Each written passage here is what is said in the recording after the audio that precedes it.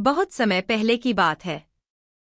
एक राज्य था जिसका नाम सत्यगढ़ था। यह राज्य अपनी समृद्धि और खुशहाली के लिए जाना जाता था। यहाँ के राजा वीरेंद्र सिंह एक न्यायप्रिय और दूरदर्शी शासक थे। वे चाहते थे कि उनका राज्य हमेशा समृद्ध और खुशहाल बना रहे, लेकिन उन्हें एक समस्या की चिंता थी, लोगों की बदलती मानसिकता। राज्य में अब लोग मेहनत से दूर भागने लगे थे। वे यह मानने लगे थे कि अमीरी सिर्फ धन से आती है। अब हर कोई सिर्फ धन कमाने की होड़ में लगा था, लेकिन उनका नैतिक पतन हो रहा था। राजा ने महसूस किया कि असली अमीरी केवल सोने चांदी से नहीं होती, बल्कि ईमानदारी, सद्गुण और संतोष में होती है। राजा को इस समस्या का समाधान निकालना था। इसलिए उन्होंने एक योजना बनाई, एक रहस्यमयी प्रतियोगिता। राजा की अनोखी घोषणा। एक दिन राजा ने पूरे राज्य में यह घोषणा करवा दी कि वे अपने राज्य का सबसे अमीर व्यक्ति ढूंढ रहे हैं। जो भी यह साबित कर देगा कि वह राज्य का सबसे अमीर व्यक्ति है, उसे राजा अपनी पूरी संपत्ति और गद्दी सौंप देंगे। यह सुनते ही राज्य में हलचल मच गई। अमीर व्यापारी, साहूकार और जमींदार सबसे पहले दरबार की ओर भागे। उन्हें पूरा यकीन था कि राजा की संपत्ति और गद्दी उन्हीं में से किसी को मिलेगी। प्रतियोगिता की शर्तें। दरबार में भारी भीड़ थी। राजा वीरेंद्र सिंह अपने सिंहासन पर बैठे थे। उन्होंने मुस्कुराते हुए कहा, राज्य के सबसे अमीर व्यक्ति को चुनने के लिए मैं तुम सबको एक परीक्षा दूंगा। यह परीक्षा 3 चरणों में होगी। जो इसे पार करेगा वही असली अमीर कहलाएगा। सब लोग हैरान थे।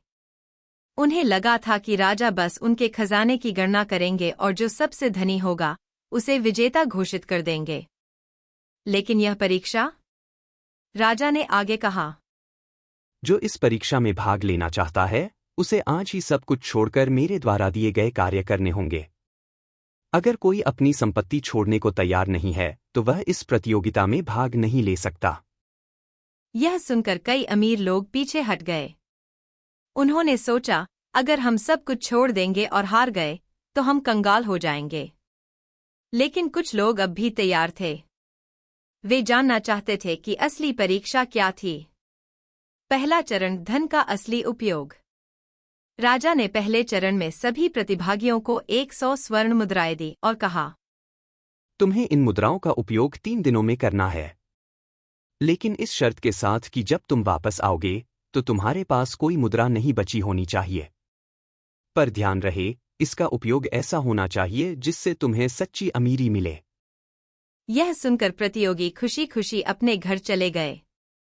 3 दिन बाद जब सभी वापस आए तो राजा ने पूछा कि उन्होंने उन मुद्राओं का क्या किया।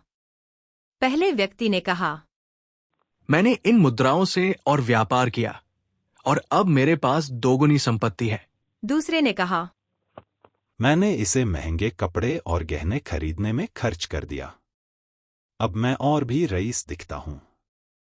तीसरे ने कहा, मैंने इससे महल बनवाने के लिए ईंटें खरीदीं ताकि भविष्य में मेरा नाम अमीरों की सूची में सबसे ऊपर हो। राजा ने सबकी बातें सुनी। फिर एक आदमी आगे आया। वह एक गरीब किसान था। उसने कहा, महाराज, मैंने इन मुद्राओं का उपयोग गांव के भूखों को खाना खिलाने, गरीबों को कपड़े देने और अनाथ बच्चों की शिक्षा के लिए कर दिया। मेरे पास एक भी मुद्रा नहीं बची, लेकिन जो आशीर्वाद मुझे मिले वे अनमोल थे। राजा मुस्कुराए। पहला चरण समाप्त हो गया था और बहुत से लोग बाहर हो चुके थे। अब सिर्फ वही लोग बचे थे जिन्होंने मुद्राओं का सही उपयोग किया था। दूसरा चरण, असली धैर्य और मेहनत। अब राजा ने बचे हुए प्रतिभागियों को एक दूसरा काम दिया। उन्हें एक सूखा खेत दिया गया और कहा गया कि वे इसे 6 महीनों में उपजाऊ बना दें। धन, नौकर चाकर और किसी भी प्रकार की मदद की मनाही थी। कई लोगों ने हार मान ली। उन्होंने सोचा, हम अमीर हैं, मेहनत क्यों करें? यह काम किसानों का है। 6 महीने बाद राजा फिर से खेत पर आए। कई लोगों ने खेत को छोड़ दिया था, क्योंकि वे कड़ी मेहनत नहीं कर सके। लेकिन एक व्यक्ति का खेत हरी भरी फसलों से लहलहा रहा था। राजा ने उससे पूछा, तुमने यह कैसे किया? उस व्यक्ति ने कहा, महाराज, मैंने रोज मेहनत की। सुबह से लेकर रात तक खेत में पसीना बहाया। मैंने धैर्य रखा और कभी हार नहीं मानी। राजा खुश हुए। अब केवल 3 लोग बचे थे। तीसरा चरण, असली परीक्षा। अब राजा ने अंतिम परीक्षा रखी। उन्होंने तीनों को एक बड़ी गुफा के अंदर भेजा, जिसमें अमूल्य खजाना रखा था।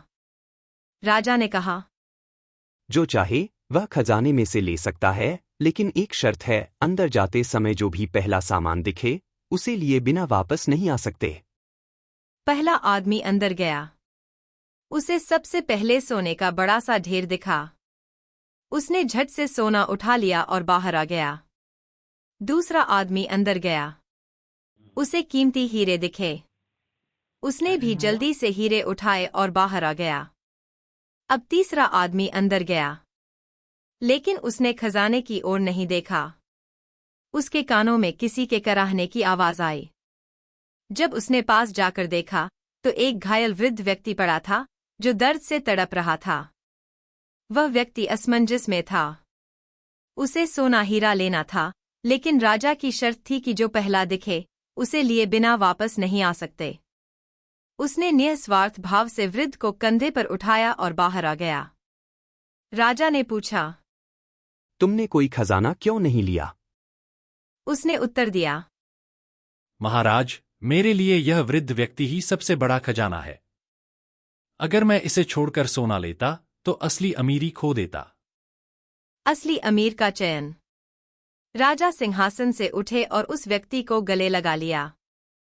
तुम ही असली अमीर हो। तुम ही असली अमीर हो। सभी लोग चौंक गए। राजा ने कहा, असली अमीरी धन से नहीं, बल्कि अच्छे कर्मों, परिश्रम, धैर्य और दूसरों की मदद करने से आती है। तुमने तीनों परीक्षाएं पास की। तुमने अपने धन का उपयोग अच्छे कार्यों में किया, मेहनत और धैर्य से खेत को उपजाऊ बनाया और अंत में खजाने के बजाय इंसानियत को चुना। यही असली अमीरी है। राजा ने उसे राज्य का उत्तराधिकारी घोषित कर दिया और कहा, धन सच्ची अमीरी नहीं, बल्कि इंसान का दिल, उसका परिश्रम और उसकी ईमानदारी असली अमीरी होती है। नैतिक शिक्षा। सच्ची अमीरी सिर्फ धन से नहीं, बल्कि अच्छे कर्मों से आती है। जो मेहनत करता है वही असली अमीर होता है। धन से अधिक महत्वपूर्ण है इंसानियत। सच्चा अमीर वही है जो दूसरों की मदद करता है और मेहनत से नहीं घबराता। और इस तरह सत्यगढ़ को उसका सच्चा राजा मिल गया, जो वास्तव में सबसे अमीर था।